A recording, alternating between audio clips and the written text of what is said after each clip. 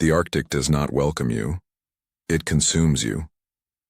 That was my first thought as the transport plane shuddered away, leaving me alone with a sled of gear on the flat, frozen runway. I stood in that endless white world, the air sharp enough to slice through every layer of clothing. The horizon stretched in every direction unbroken, an empty circle of sky and ice. I had never felt so small. The wind was alive here, long, low moans sweeping over the surface of the ice like something mourning. Every step I took crunched too loudly, like I was trespassing on a place meant to remain untouched. The cold cut straight through to my bones, and even my breath betrayed me, fogging the air before being ripped away by the wind. Ahead, huddled against the whiteness, was the station. It looked less like a scientific outpost and more like a collection of rusting metal containers chained together to keep from blowing away.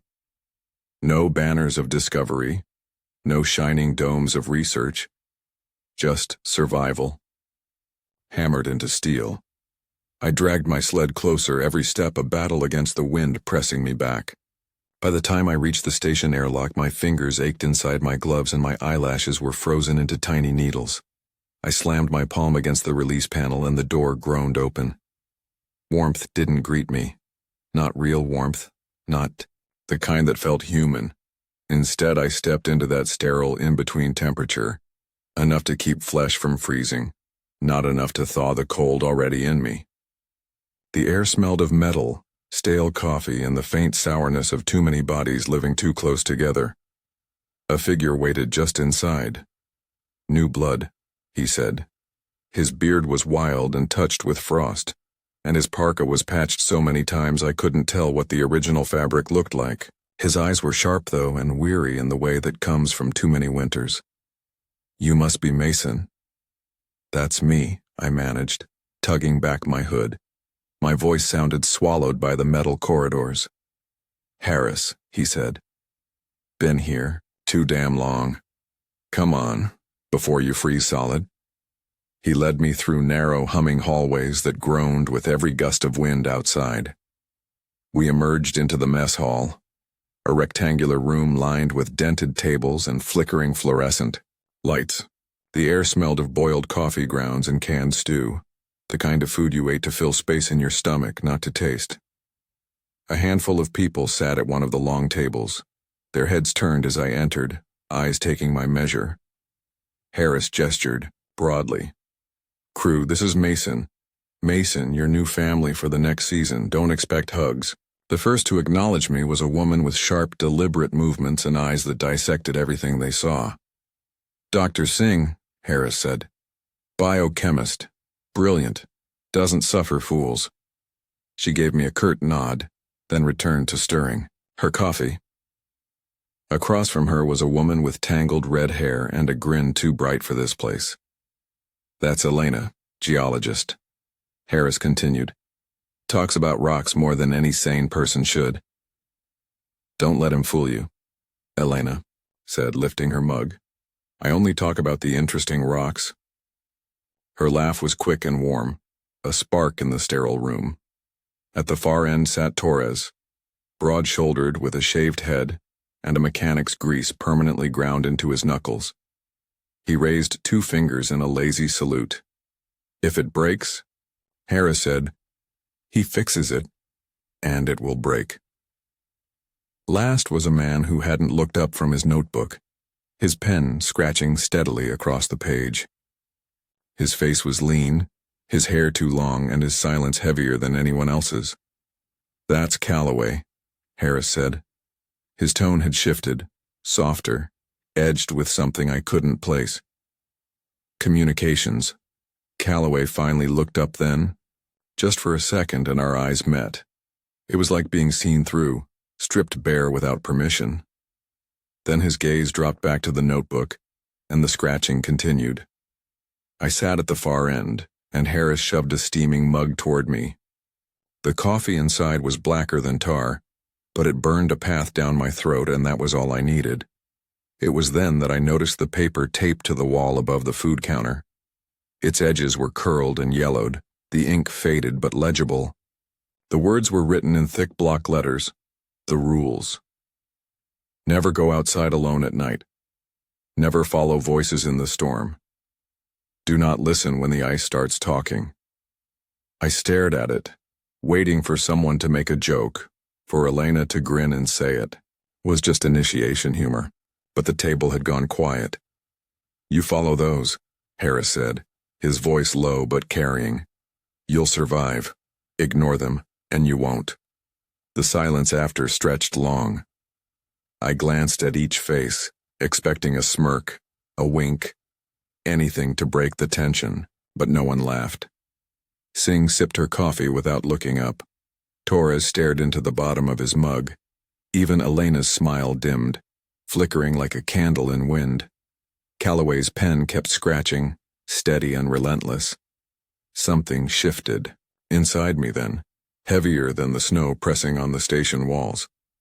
It was the realization that the plane hadn't just dropped me off at a research station. It had left me inside the jaws of something waiting, patient and hungry. The rules weren't a joke. They were a warning, and now they were mine. That night sleep came slow.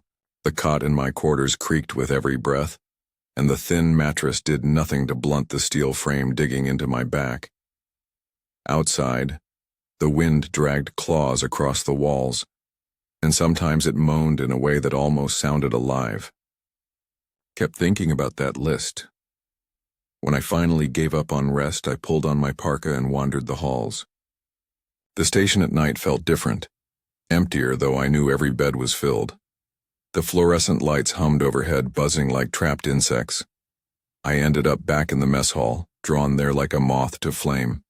The paper was still taped to the wall, its edges curled with years of breath and steam. I stood in front of it, reading each line slowly, mouthing the words as if they might taste different on my tongue. Never go outside alone at night. That one I understood.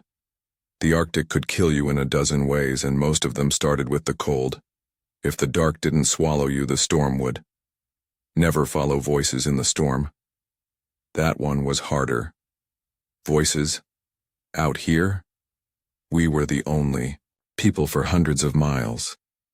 What voices could there be? Do not listen when the ice starts talking. That one chilled me. It wasn't worded like a joke. It wasn't written in the way someone would if they were trying to scare a newcomer. It was a command. Absolute. Gets under your skin, doesn't it? I jumped at the sound. Elena was leaning in the doorway, hair loose around her shoulders, mug in hand. She grinned at my reaction, then crossed the room to stand beside me. You were staring at it long enough, she said. Everyone does their first night. What's the deal with it? I asked. It's what, some kind of tradition?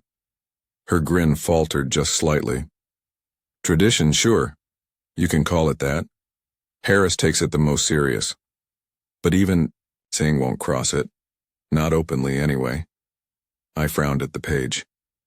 But don't listen when the ice starts talking. That's absurd, she offered. She sipped her coffee. Yeah, until you're here long enough. Her voice had dropped on those last words, quiet enough that I almost didn't catch them. The mess hall door groaned open again, and Torres came in, rubbing grease from his hands with a rag.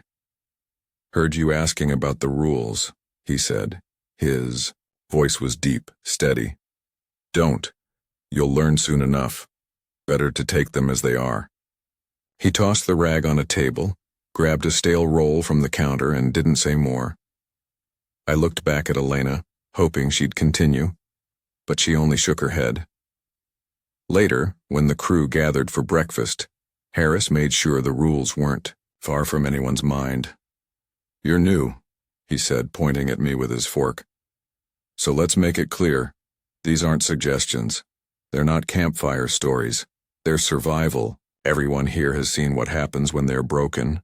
Singh gave a small snort but didn't look up from her plate. Harris ignored her. You don't go outside alone at night, he repeated. You don't chase voices. And you damn sure don't listen to the ice. Voices in the storm, I said slowly. That's wind, right? Like how some people hear things in static? No one laughed. Not even Elena this time. Calloway finally spoke then, his voice rough from disuse. You'll know the difference. The room went still for a moment, the only sound the scrape of Singh's fork against her tray. Then the conversation shifted to equipment failures and supply shipments, as if the subject had been exhausted. But it hadn't been. I could feel it hanging in the air, heavier than the smell of burnt coffee. For the next few days, I threw myself into routine. My work assignment was sample collection and analysis, which meant a lot of time outside chipping away at cores of ice, then hunching over microscopes back in the lab. It was tedious, repetitive, and safe, at least compared to the questions circling in my head. Still, I couldn't shake the rules. They stared at me every meal, etched into my thoughts, and the others didn't help. Elena joked more loudly when the wind howled, as if daring herself not to flinch. Singh avoided discussing them altogether, her silence sharper than any denial. Torres muttered prayers in Spanish under his breath whenever the weather worsened, and Calloway would just sit there, writing, always writing. Sometimes, he paused, head tilted like he was listening to something only he could hear. By the end of that first week, I stopped thinking of the rules as strange. I started thinking of them as inevitable. One night, lying in my cot, the wind rose into a shriek that rattled the station walls. I swore just for a second that I heard something inside it, a cadence, a rhythm. Not words, not exactly, but something trying to be. I pressed the pillow over my ears until the sound dulled. In the morning, Harris passed me in the hall. He didn't stop, didn't even look directly at me, but he said in his gravel voice, "Don't try to explain it away. That's how it gets in." He kept walking and I stood there frozen in place, the rule sheet burning in my mind. It was then I realized the truth. No matter how absurd they looked, the rules weren't warnings of what might happen. They were reminders of what already had. The Arctic plays tricks on your senses. After a while, silence isn't silent anymore. It bends and warps until you start hearing things inside it. It started during one of our routine survey days. The sun hung low, a frozen coin on the horizon casting long blue shadows across the snow.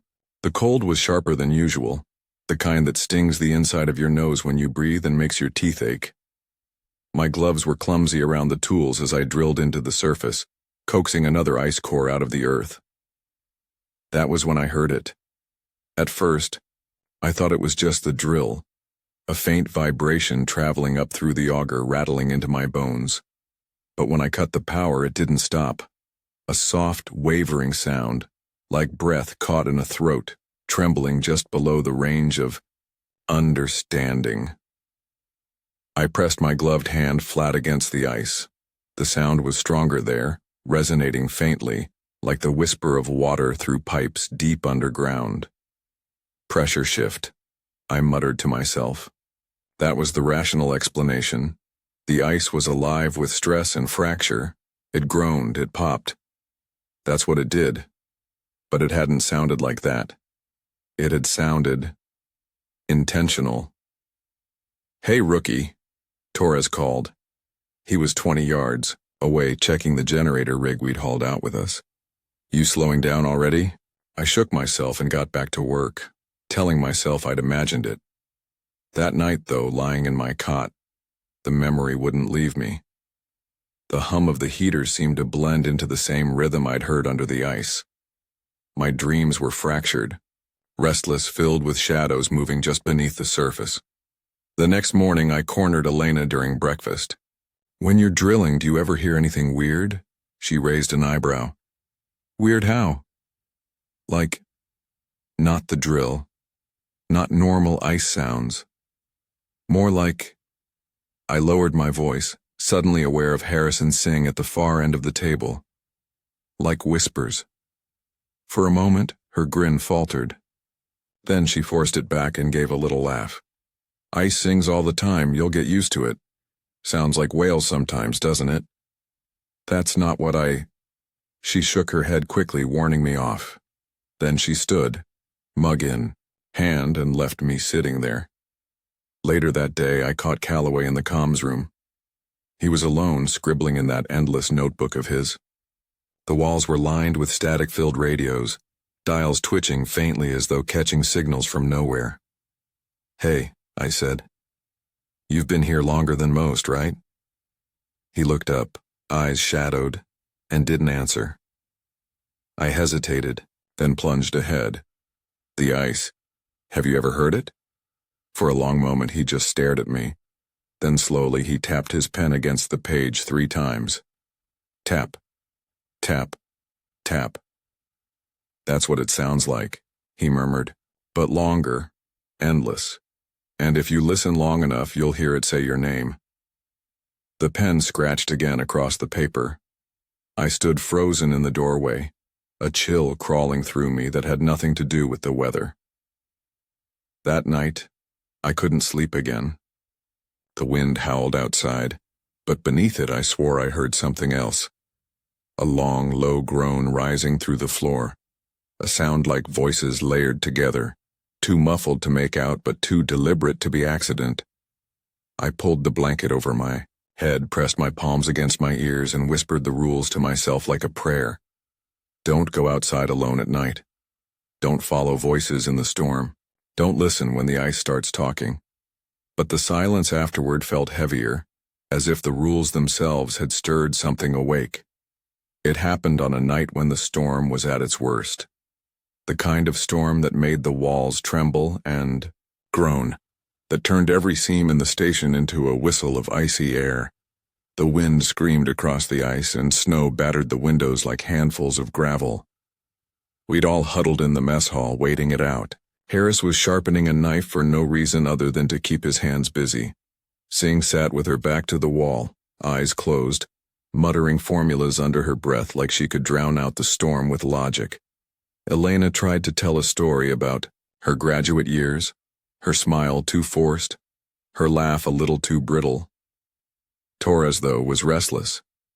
He kept pacing, staring at the door every time the wind rose into a howl. Finally he stopped and said, "Do you hear that?" Nobody answered, at first. We were all trying not to. "I swear," Torres said, his voice louder now, almost desperate. "Someone's out there calling for help." Elena's smile collapsed. Singh's eyes opened, sharp and cold. "No," Harris said firmly. "No one's out there. You know better." But Torres shook his head. "I heard it, a voice, a man's voice. He was calling my name." I felt my stomach drop. The second rule: never follow voices in the storm. Elena stood quickly, trying to block his path. "It's the wind, you know it's the wind. Sit down, Torres." He shoved past her. "What if it's not? What if someone's stranded out there? What if it's one of the supply pilots?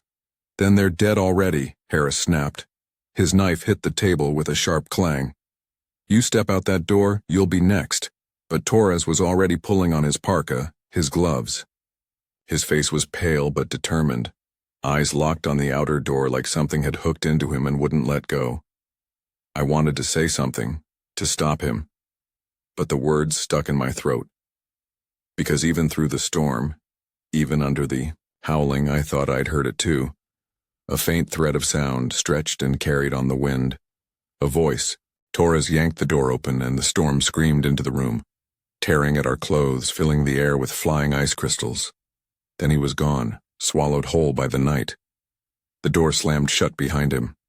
The mess hall was silent except for our ragged breathing. "Idiot," Singh muttered, but her hands were trembling on the table. We waited. Minutes ticked by, slow and suffocating. Harris paced, muttering under his breath. Elena stared at the floor, lips moving soundlessly. Calloway, who'd said nothing the entire night, finally closed his notebook and set it aside like he knew exactly what was coming. When dawn came, the storm thinned just enough for us to go out.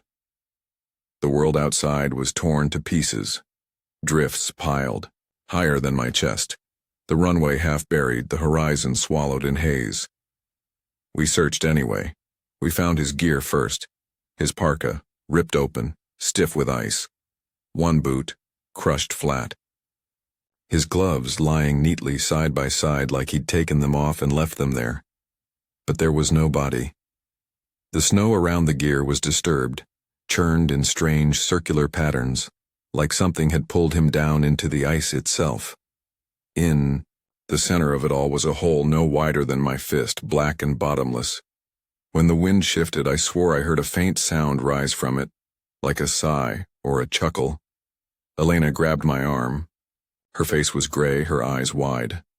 "We need to go. Now." We stumbled back to the station, dragging the half-buried gear with us. Harris barred the door behind us and turned on me, his voice rough. "You see now?" he demanded. "You see what happens when the rules are broken?" I nodded, but it didn't feel like enough. My throat was tight, my hands numb. Torres's laughter, his sarcasm, the way he'd teased me about the cold during those first few days, it was all gone. All that remained was an empty coat and a hole in the ice that whispered when the wind shifted. That night none of us spoke at dinner. Calloway's pen scratched, steady and relentless, while Harris sharpened his knife again and again and again. The storm outside had quieted, but the silence inside was worse, because now the rules weren't just words on a page. They were blood, carved into us. I thought I was holding it together. After Torres, after what we found, I told myself I'd just bury myself in work. Keep my head down, follow the rules, don't think too hard. If I stayed busy, I wouldn't hear the wind playing tricks on me. But the silence in the lab wasn't any better. It was late, the others already asleep or pretending to be. I sat hunched over a microscope studying samples we'd drilled from 100 meters below the surface. Slabs of ancient ice, cloudy and brittle, older than the station, older than us. I remember pressing my gloved hand to one of them, feeling the cold radiate like a second heartbeat. That was when I heard it. A sound so faint I thought at first it was the whine of the ventilation. A low, lilting whisper like air leaking through a crack. I froze, holding my breath. The sound grew clearer, threading through the silence until I realized it was a voice. And it said my name. Not shouted, not moaned, but spoken gently, intimately. The way my mother used to call me in for dinner when I was a child. I jerked my head up, scanning the lab. Empty. Fluorescent lights buzzing, equipment humming, nothing out of place. My pulse hammered in my ears. I laughed nervously to myself, shaking it off, leaning back over the microscope. Then it came again. Right against the glass of the ice core in front of me. My name. Drawn out, almost tender. I stumbled back, chair screeching across the floor. For a moment I just stared at the sample. The ice was perfectly still, cracked spiderwebbing inside it like veins. No air bubbles moving, no signs of melting. But I couldn't shake the feeling that something was watching me from within, peering up through layers of frozen time. I told myself not to listen. Rule 3. Don't listen when the ice starts talking. But it was so hard, because it didn't sound threatening. It sounded like someone who knew me, someone who remembered things I hadn't told anyone at the station. Childhood memories, secrets I'd buried. The first time I broke my arm, the exact words of a fight I'd had with my brother years ago. Even the name of my dog, long dead, whispered in a voice that shouldn't have known it. I pressed my hands to my ears. "No," I muttered, pacing the lab. "No, you're not real." But when I looked again, frost was blooming across the inside of the sample tube, spreading in intricate patterns like handwriting. For a second, I swore I saw letters forming. My name again. I snapped off the microscope light and shoved the sample back into cold storage. I locked the cabinet. I left the lab without looking back. In the hall, the silence pressed harder than ever. Every shadow seemed to stretch a little too long. Every vent seemed to breathe. By the time I reached my bunk, I was shaking. Elena was awake, sitting cross-legged on her bed, reading by flashlight. She glanced at me, frowning. "You look like hell." I wanted to tell her. To spill everything, the whispers, the name, the frost that spelled things it shouldn't, but the word stuck in my throat. If I admitted it, it would be real. Instead, I just muttered, "Couldn't sleep." She studied me for a moment, then nodded. "None of us can lately." Her voice was calm, but her eyes flicked toward the corner of the room where a vent rattled softly in the wind. She didn't say anything else. That night, I dreamed of ice. I was standing on an endless plain of white, the horizon swallowed by fog. Beneath my feet, the ice was translucent, glowing faintly from below. Shapes moved in the depths, shifting, watching. Then a hand pressed against the underside of the ice, fingers long and pale, palm flat like it was reaching for mine. A voice whispered up through the barrier, warm and familiar. "Let me in." I woke drenched in sweat, the taste of cold air sharp in my lungs. For a long time I just lay there, staring at the ceiling, listening to the faint groans of the station. Next morning, Harris cornered me in the kitchen. His eyes were bloodshot, his hands trembling as he poured coffee. "You've heard it, haven't you?" I froze. "What?" "The ice." His voice dropped to a whisper. "It calls. First it says your name. Then it digs deeper. It tells you things you want to hear, things you can't resist." He gripped my shoulder hard enough to hurt. "Don't listen.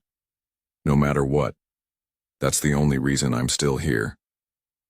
I nodded quickly, but inside I felt a chill worse than the cold outside, because no matter how hard I tried, I couldn't stop thinking about the voice, how soft it was, how comforting, how much I wanted to hear it again, and I knew it would. It was only a matter of time. Nights at the station always felt longer than they should. Hours stretched into something endless, broken only by the steady tick of the wall clock and the occasional creak of ice shifting beneath the foundations. I thought I was getting used to it, but after Torres and the whispers in the lab, sleep came harder every night. That was why I was awake when it happened. I heard the door alarm faintly chime down the corridor. Not loud, just a soft beep meant to remind us when someone entered or exited. At first I thought I'd dreamed it, but then I heard the hiss of the outer airlock cycling, the faint groan of metal against the cold. I climbed out of my bunk, heart racing. By the time I reached the main hall, Elena was already there, wide-eyed, wrapped in a blanket. Harris came, storming out of his quarters a second later, knife in hand like always. "What the hell?" he started, but then we saw Singh. She was standing at the outer door, suited up. The hood of her parka was pulled over her head, her goggles already fogged. She was adjusting her gloves with a kind of restless energy, like a diver about to plunge into deep water. "Sing!" I shouted. My voice cracked in the cold air. "What are you doing?" She turned, and for a moment I thought I saw tears frozen to her cheeks. Her mouth twitched like she wanted to explain, but no words came out. Harris grabbed her arm. "Don't be stupid, you know the rules." "I can't take it anymore," she said finally, her voice flat. "The walls, they're too close. I need air. I just need a walk." "A walk?" Harris barked. "At midnight and -60 alone?" He shook her arm. "That's not you talking." She ripped free, eyes blazing. "Then whose is it, Harris, huh? Because it sure as hell feels like mine." Before any of us could stop her, she slammed the airlock control. The inner door slid shut in our faces with a hiss, sealing her on the other side. I pressed against the glass, pounding with my fist. "Sing! Don't do this!" She didn't look back. The outer door opened, and the storm swallowed her whole. For a moment, none of us moved. The wind howled through the seams, rattling the metal. Harris swore and turned away, pacing like a caged animal. Elena sank to the floor, pulling her blanket tighter around her shoulders, whispering prayers under her breath. I couldn't leave it there. I grabbed my parka, shoved my arms into the sleeves. Harris caught my wrist. You go after her, you're dead too. But she... Dead, he snapped, eyes burning into mine. Don't you get it? That's exactly what it wants. I stopped. His grip was iron, his voice raw. And deep down I knew he was right. We waited by the door, all three of us pressed against the glass, staring into the storm. At first, there was nothing but white. Sheets of snow twisting in the floodlights. The kind of blizzard that erased all sense of distance. Then we saw her. Singh stumbled across the edge of the runway, hunched against the wind. Her movements were jerky, unnatural, like a puppet yanked on invisible strings. She stopped, head tilting, as if listening, and then I saw it, a glow beneath, the ice, faint bluish white, pulsing gently like a heartbeat. It spread outward in a jagged line, snaking under her boots. She dropped to her knees. For a second I thought she'd collapsed, but then her hands pressed flat against the snow, fingers clawing. She leaned down, ear to the ice, like she was listening. No, Elena whispered beside me. Oh God, no. The glow brightened, throwing eerie shadows across the storm. Singh's body arched backward, a scream lost in the wind. Then the ice cracked beneath her, spiderwebbing in all directions. Something reached up. It wasn't a hand. It wasn't anything human. Just a shape, elongated, glowing faintly, shifting like liquid light.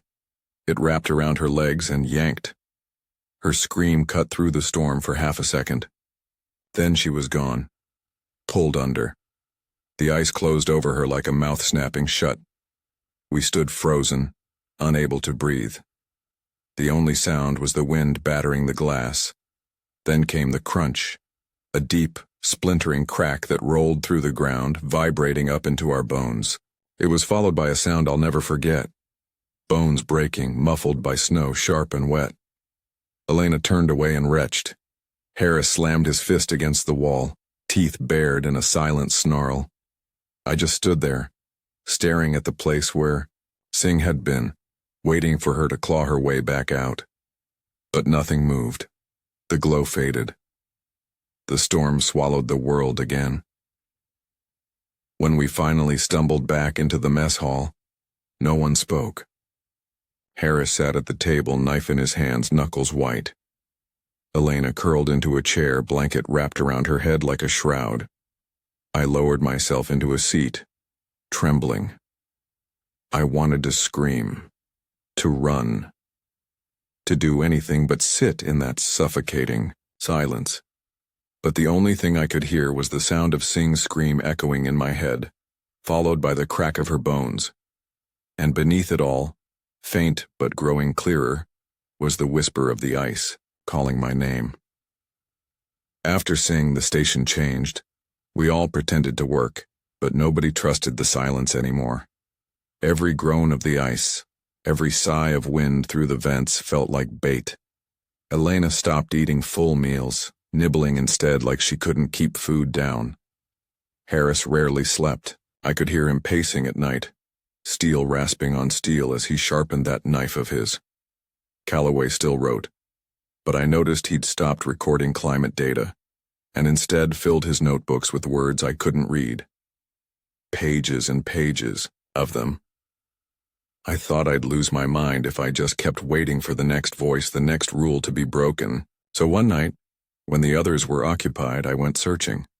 The archives were buried in the East Wing, an old part of the station no one used anymore, the walls yellowed with age, heaters rattling faintly like they were coughing up their last breath. Boxes were stacked high, labeled with faded marker, weather reports 1982, 1989, drilling logs, communications records. I started pulling boxes down, thumbing through files, hoping the paper would give me something solid, something human. At first it was just numbers. Temperatures, wind speeds, maps of ice thickness. Then I found the folder. It was tucked inside a box mislabeled as maintenance logs, a manila file thicker than the rest, its edges curled with age. Across the front, in block letters, voices. Beneath. My throat went dry. Inside were reports dating back decades, typed, stamped, and signed by people who'd been here long before us. The earliest was from 1963. It described unexplained auditory phenomena recorded through the ice microphones. Phrases like human vocalization at 1/18 mm depth and persistent whispering tones at irregular intervals. Later reports grew stranger. One mentioned a researcher, unable to resist exposure, found standing barefoot on the ice in sub-zero temperatures, smiling as frost covered his skin. Another described fissures forming near the station during a storm, accompanied by choral vocalizations of unknown origin. The most recent report was just 5 years old. It spoke of escalating aggression from subglacial entities and warned, if containment fails, abandonment of the facility is the only recourse. Containment. Entities. None of this was climate research.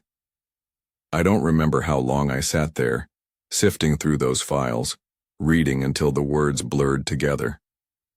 My hands shook as I closed, the folder my mind spinning. They hadn't built this station to study weather. They'd built it to watch the ice, to listen to what was trapped beneath it. When I finally returned to the mess hall, Harris was waiting. His eyes flicked to the folder under my arm, then back to my face. "You found them, didn't you?" I hesitated. "Found what?" "The files." His mouth twisted into a humorless smile. "We're not the first ones to hear it. Won't be, the last." Elena looked up from her seat, her blanket pulled tight around her shoulders. "What are you talking about?" "Tell her," Harris said to me. "Tell her what you found." I laid the folder on the table, opened it to the first page. Elena leaned forward, her face pale in the dim light. As she read, her hands began to tremble. "They knew," she whispered. "They knew, and they sent us anyway." Harris nodded grimly. "We're lab rats. They're studying how long we last before we break." Elena shoved the folder away, like touching it burned her. "No, there has to be another explanation. Maybe this is just old research, abandoned projects." But even as she said it, her voice broke. That was when Calloway finally spoke. He closed his notebook, slid it across the table toward me. "I've been writing them down," he said quietly. I frowned, flipping it open. The pages were filled with cramped handwriting, lines of text in languages I didn't recognize. Some looked like Latin, others like cuneiform, some like nothing I'd ever seen. In the margins, he'd scrawled fragments of English, commands, promises, threats. "They speak to me in dreams," he said. His eyes were glassy, almost feverish. I thought I was recording hallucinations, but when you read the files... He tapped the folder. "It matches. They've always been here." The room fell silent. Only the wind outside moaning through the walls filled the space. The next supply drop wasn't due for weeks. We couldn't leave. Not with the storms, not with the distance. The rules had become our only shield, and even those were starting to feel thin. Still, I needed answers. The next day, under the brittle sunlight, I convinced Elena to come with me to the village 20 miles south. It was a tiny settlement of Inuit families, a scattering of low houses painted in bright colors that looked almost obscene against the endless white. The snowmobiles groaned the whole way, and by the time we arrived, my face felt like glass, skin split raw by the cold. We were met with suspicion. The locals had seen researchers come and go for decades, bringing little but noise and broken promises. Still, one old man agreed to speak with us. His name was Nanook. His face was carved with deep lines, his eyes sharp despite the years. We sat, in his kitchen, the air heavy with the smell of burning seal oil, and when I told him where we were stationed, he shook his head slowly. "You shouldn't be there," he said. His voice was low, certain. That ice is not quiet. It is a prison. I leaned forward. A prison for what? Nanook's gaze darkened. Things older than us, older than the world as we know it. My grandfather told me stories, voices beneath the ice calling in storms, luring hunters away. They said the cold keeps them trapped, but if you listen too long, you open the door for them. Elena's hands clenched tight around her cup. But the rules, if we follow them, the rules are not yours, Nanook interrupted sharply. They were given by survivors. To delay, not to stop. Delay. The room spun around me. Delay, not protect. When we returned to the station that evening, I couldn't shake his words. The wind whistled through the vents, a thin, mocking sound. In the mess hall, Harris sat with his knife, Calloway with his notebook, Elena with her blanket. All of us waiting for the next rule to break. And I realized then, this wasn't research. It was containment. We weren't here to study the ice, we were the locks on its cage. It was Calloway. I should have seen it coming. He'd been writing more feverishly every day, filling entire notebooks until his fingers were stained with ink. He barely spoke anymore, just scribbled, pausing occasionally to tilt his head as if listening to something none of us could hear. One night, I woke to a sound that made my stomach twist. Not the wind, not the ice, but a voice speaking from the bunk across the room. Calloway was muttering in his sleep. At first, I thought it was English, but as I strained to listen, the words bent into shapes I couldn't recognize. Sharp consonants, rolling guttural tones and sounds that didn't belong in any human throat. His lips moved too fast, like the words were pouring through him. Calloway, I whispered, shaking his shoulder. His eyes snapped open, but it wasn't him looking back at me. His pupils were wide, the whites faintly threaded with cracks of pale blue like ice spreading across glass. He grinned. They're awake, he said in a voice that wasn't his. Too smooth, too steady. They've been awake all along. I stumbled back. Harris burst in from the corridor, knife already drawn. Elena followed, clutching her blanket like armor. What's happening? She gasped. Calloway sat up slowly, his movements wrong, too fluid, too deliberate. He swung his legs over the side of the bunk and stood, towering over us. His lips kept moving, whispering that alien tongue, the words overlapping, echoing as if more than one voice spoke through him. Stop listening, Harris growled, stepping forward, his voice cracked with desperation. Calloway, stop! But Calloway didn't stop. He clutched his head, rocking back and forth, the whispers rising into a chorus. The air felt colder, sharp in my lungs. Frost bloomed across the metal frame of his bed, spreading outward in jagged veins. Then, with a sound like ice cracking on a lake, the floor beneath his bunk split. We all screamed as a fissure snaked outward, glowing faintly with blue-white light. Calloway dropped to his knees, hands splayed against the ice, whispering faster, louder. His voice shifted again, no longer human at all, deep and resonant, vibrating through the floor. The crack widened. Snow and frost exploded upward, a rush of freezing air pouring into the room. Calloway's body convulsed, twisting at unnatural angles. His mouth opened in a soundless scream, eyes rolling back until only the whites showed.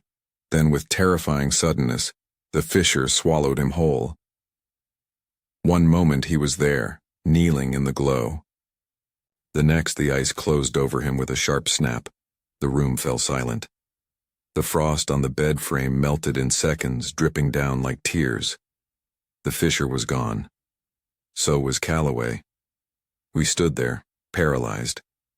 Elena was shaking so hard I thought her bones might rattle apart.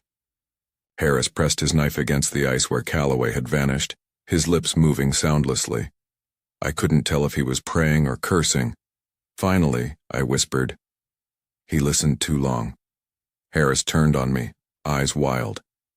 You hear me? That's what happens when you let them in. That's what they want. For us to give them space in our heads. Every second you listen, they learn you. They learn how to pull you under. Elena sank to the floor, burying her face in her hands. We can't fight this, we can't even see it. For a long time none of us spoke. The wind outside roared and I thought I heard something beneath it. Laughter, low and distant, echoing through the ice. Later that night, when I tried to sleep, I dreamed of Calloway. He was standing on the ice plain again, but this time he wasn't alone.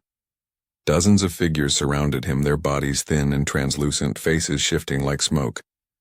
They whispered in unison, voices weaving together into something melodic and terrible. And Calloway smiled at me. His mouth moved, but I heard the words inside my own skull. It's your turn now. I woke with a scream, my breath frosting in the air. Elena was already awake, staring at the ceiling, silent tears streaming down her face. Somewhere in the station, Harris paced, his knife scraping against stone, a rhythm I was beginning to hate. And beneath all of it, the whispers. Clearer than ever, they weren't just in the ice anymore. They were in us. The night after Calloway vanished, the station stopped feeling like a shelter. It became a coffin waiting to be sealed. The walls groaned more than usual, metal warping with the strain of cold. The ice beneath us popped and shifted constantly like knuckles cracking in the dark.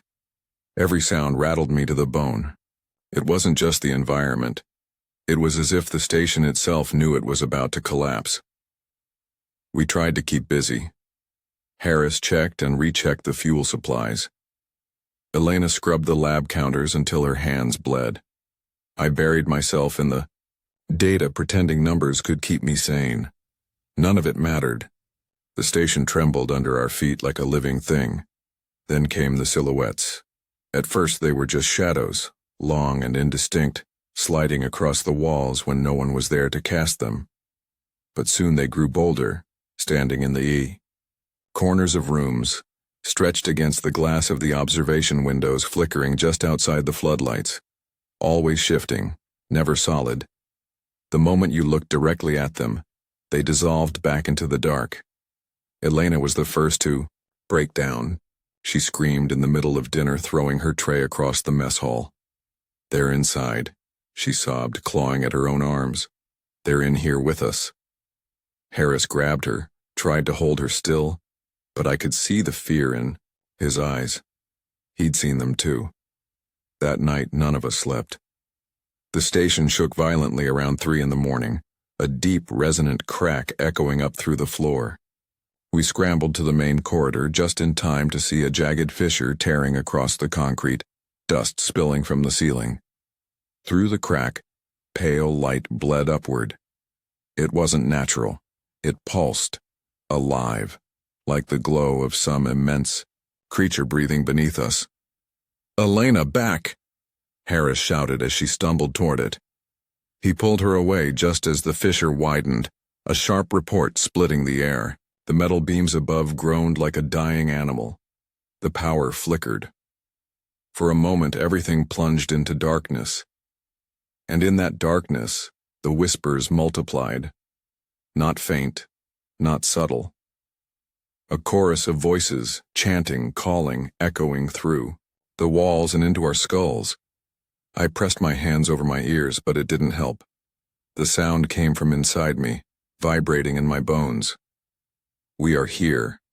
We are awake. When the lights returned, half the corridor was gone. The floor had collapsed into a yawning hole, steam rising from below. I peered into it, heart hammering, and glimpsed movement, shifting forms just beneath the ice, pressing against it as if testing its strength. We barely made it back to the mess hall before the station shuddered again. Plates clattered, cups rolled, the overhead lamp swung violently. I could hear something groaning deep beneath us, an ancient body stretching after centuries of stillness. "This place isn't gonna hold," Harris said. His voice was flat, resigned. "It was never meant to." Elena clutched at him. Then, why are we here? Why build the station at all? Neither of us answered. But I remembered the files I'd found, the ones about monitoring, not research. The station wasn't here to study the ice. It was here to watch the prison, and now the prison walls were failing. We tried barricading the mess hall doors, dragging heavy cabinets in front of them, but it was laughable. The threats weren't just outside anymore. Shadows stretched across the ceiling even when no light touched them. Frost bloomed in patterns on the windows, spirals, symbols, shapes I almost recognized but didn't dare stare at too long. At one point, Elena whispered, "They're trying to spell something. They want us to read it." I yanked her back, refusing to look. But the truth gnawed at me. These weren't random cracks. They were messages. The station shuddered again around dawn, a tremor so strong it knocked me off my feet. This time I didn't hear just groaning ice. I heard something vast shifting below, a sound like scales grinding against stone. When the tremor ended, silence followed. Not even the wind outside, not even our breathing. A silence so complete, it pressed against my eardrums. Then, faintly, from beneath the floor, knocking. 3 slow, deliberate knocks. Elena whimpered, clapping her hands over her mouth. Harris tightened his grip on the knife. I stood frozen because I knew, without knowing, how that the knocks weren't random. They were answering us. The station wasn't just cracking apart, it was responding, and whatever lived beneath the ice was no longer content to wait. The storm rolled in without warning. One moment, the horizon stretched endless and white. The next, it vanished beneath a wall of moving ice and snow. The wind rose like a scream, rattling the station's thin bones, clawing through every seam and crack. Inside, the lights flickered. The heaters struggled. We huddled in the mess hall, too tired to speak, too afraid to sleep. The storm was just another threat piled onto everything else, but it was worse than that. It felt aimed at us, like the voices had summoned it. By nightfall, the noise was unbearable. The wind moaned through the ducts like an animal in pain, and the shutters slammed so hard I was sure the glass would shatter. Then I heard it. Soft at first, so faint I thought it was just memory. A woman's voice drifting through the gale, calling my name. I froze. Every nerve in me went rigid. The Tio voice called again, clearer this time.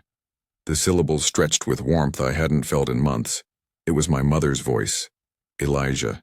I snapped my head toward the window. Beyond the frost, nothing but the storm, churning white, no shape, no form.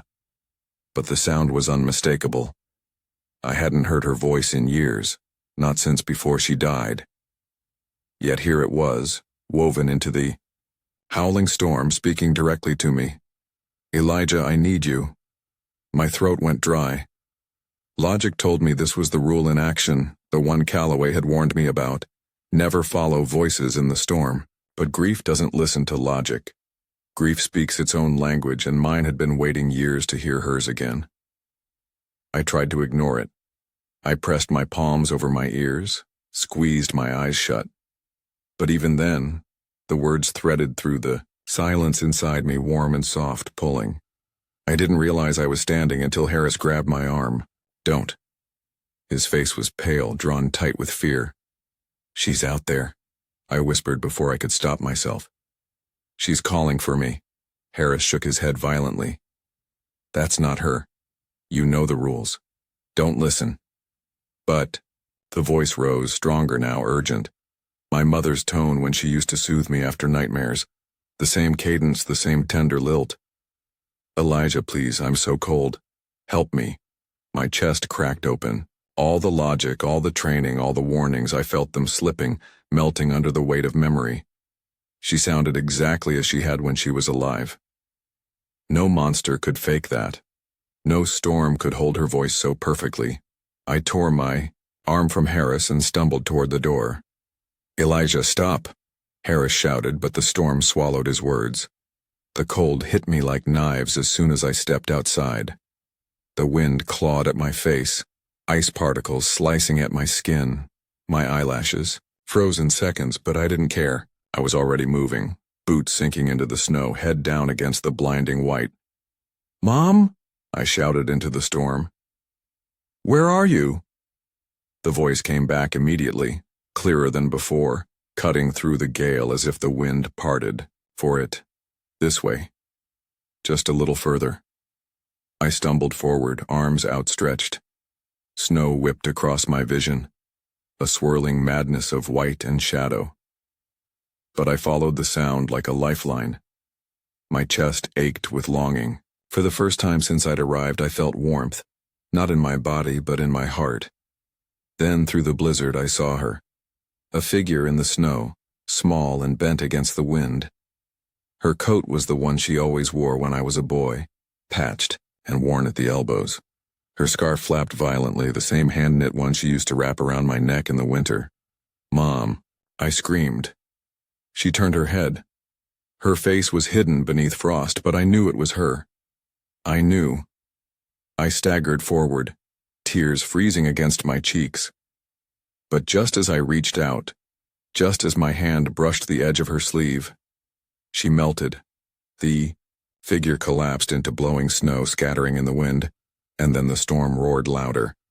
The voice that had been my mother's deepened, warped, splitting into dozens of voices, hundreds, all shrieking at once. The tenderness vanished, replaced by a hunger that clawed at my mind. "Elijah. Elijah. Elijah. Elijah." The repetition hammered against me, each word a blade. I dropped to my knees, clutching my skull, screaming against the invasion. The voices didn't just call my name, they tried to crawl inside it, to rewrite it, to erase me. That was when Harris found me. Through the chaos, his arms closed around me, dragging me backward.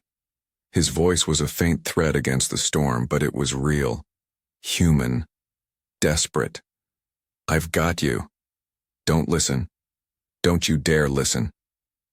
He hauled me bodily through the snow, my legs refusing to work. I fought him at first, clawing at the storm, begging it to give her back. But Harris held on, stronger than I realized, until the station's looming shape reappeared through the blizzard. We crashed inside, slamming the door against the shrieking wind. My body convulsed with sobs, frozen tears stinging my skin. Harris shook me hard. "Look at me, it wasn't her, do you hear me? That wasn't your mom." But the damage was done. I couldn't stop hearing her voice even in the silence, faint now, tucked in the back of my skull but still there, breathing with me, whispering with every thought. I sat trembling, staring at my frostbitten fingers. I'd nearly given myself to it, nearly stepped willingly into whatever waited beneath, the storm. And worse than that, I wasn't sure a part of me hadn't wanted to. After Harris was gone, I thought I wouldn't last a single night. The rules had failed us one by one. Elena was broken beyond saving, and the station was nothing but a tomb waiting to collapse. But when the voices came again, whispering through the walls, I realized something. They weren't just rules to keep, the entities at bay. They were instructions written by survivors, each line carved from blood and sacrifice. Warnings left behind not to save the station, but to guide the next person who lived long enough to read them. So I wrote. For 2 days, I stayed awake, hunched in the comms room. Elena drifted in and out of delirium, whispering prayers, sometimes smiling at things only she could see. I couldn't save her, but I could leave behind something for whoever came after us. I wrote down every rule, every detail, every death, every whisper I'd heard in the ice. I forced myself to remember even the things that made my stomach twist and my chest ache. I filled page after page until my hands cramped and my eyes blurred. And then, for the first time in weeks, the storm cleared. When I staggered outside, the sky was vast and endless, streaked with green auroras dancing like fire across the black. The cold cut deep, but the air was still, and for once the voices were quiet. I realized then that the ice wasn't trying to keep us prisoner. It wasn't hunting us. It was testing us. We were trespassers, scratching at the surface of something, far older than ourselves, and the rules weren't just for survival, they were a pact, a fragile truce. If you listened too long, if you stepped where you shouldn't, if you followed what wasn't real, you broke the pact, and the ice reminded you of your place. I whispered into the stillness, my breath crystallizing in the air. I hear you, I'll leave. And the ice answered with silence. For the first time, a silence that wasn't heavy or threatening, just still. When the rescue helicopter came 3 days later, I was ready. Elena was gone by then, lost to the voices in her sleep, but I carried my notebook with me. I clutched it tighter than I'd ever held anything in my life. As the chopper lifted off, I looked down at the station one last time. It seemed smaller than I remembered, just a scatter of metal boxes half buried in snow. The fissures glowed, faintly beneath it, pulsing like the embers of a dying fire, but they didn't follow me, they didn't whisper. Back at the mainland, doctors asked me what happened. Officials asked me for reports. Journalists tried to dig for answers. I gave them pieces, enough to satisfy. But the real story, the rules, the warnings, the pact, I kept safe. Now it sits in front of me, every page filled with what I saw, what I heard, what we lost, and I'll pass it on not to the governments or scientists who want to dissect it, but to the ones who need to know. Because the ice will speak again someday. It always does. And when it does, someone else will need the rules. But I survived. I walked out of the storm when no one else did. And when I close my eyes, I no longer hear the whispers. I only hear the silence. The kind of silence that feels like peace. The kind of silence that feels like the last dawn after the longest night.